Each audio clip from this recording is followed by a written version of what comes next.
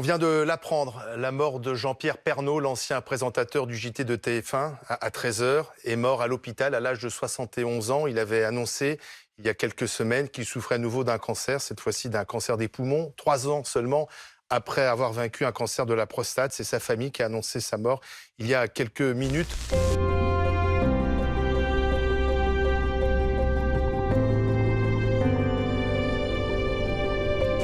On vient d'apprendre une terrible nouvelle, je suis bouleversé.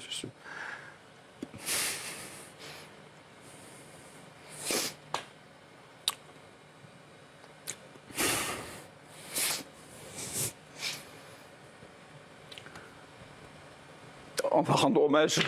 Jean-Pierre Pernaut nous a quittés. Il vient de nous quitter, je suis désolé. Pardon. Quel jour de la semaine les sirènes d'alerte retentissent-elles chaque mois? David. Le mercredi. Oui. Il y a d'abord l'image, saisissante. Une explosion sous forme de champignon. Et quelques secondes plus tard, le son de la détonation.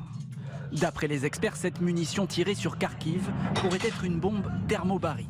L'usage de ce type de munition plus puissante est interdit par la Convention de Genève. La communauté internationale condamne à une très large majorité de pays l'invasion russe en Ukraine lors d'un vote à l'Assemblée générale des Nations unies. Une résolution réclamant le retrait immédiat des troupes du Kremlin a été adoptée par 141 pays. 35 se sont abstenus et 5 ont voté contre: la Russie, la Biélorussie, la Corée du Nord, l'Érythrée et la Syrie.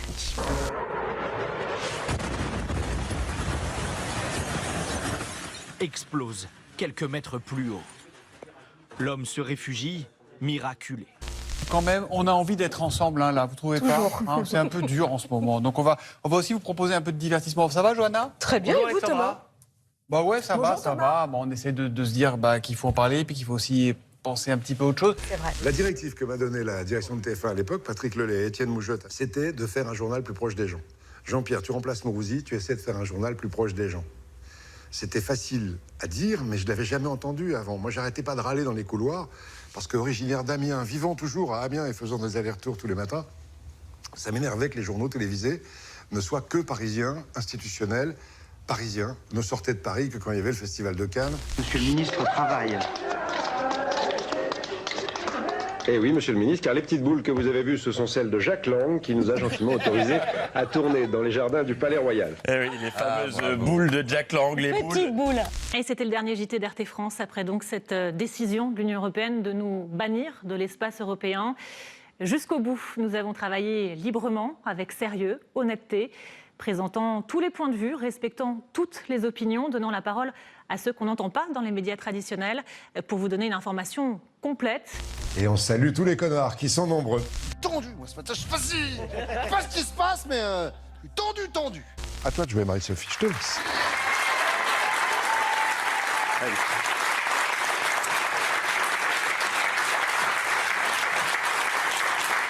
En les mettant. Je suis désolé. On va démarrer avec un top 5. Hier, on a parlé de cette vidéo qui a fait un énorme bad buzz. Vous le savez, sur les réseaux sociaux, la star de télé-réalité, Sarah Frézot, a fait la promotion. Tout a l'air tellement dérisoire après. Vous savez, c'est terrible de parler de ça. La star de télé-réalité, Sarah Frézot, a fait la promotion de produits pour resserrer le vagin.